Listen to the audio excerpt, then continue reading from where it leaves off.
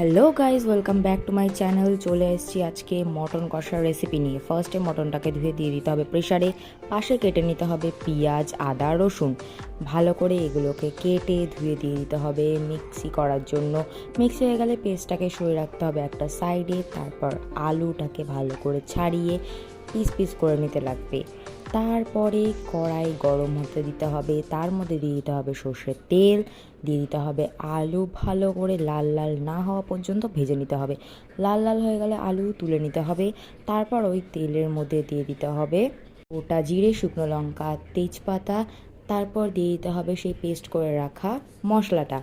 দিয়ে ভালো করে নাড়াচাড়া করে কষে গেলে দিয়ে দিতে হবে হলুদ গুঁড়ো, লঙ্কার গুঁড়ো, স্বাদ মতো নুন। আর ভালো করে কষিয়ে নিয়ে তারপর দিয়ে দিতে হবে সেই বয়েল করে রাখা মাটনটা। তারপর একটু কষিয়ে দিয়ে দিতে হবে জল। জল ফুটে উঠলে দিয়ে দিতে হবে ভেজে রাখা আলু। তারপর আরেকটু ফুটে উঠলেই মাটন রেডি।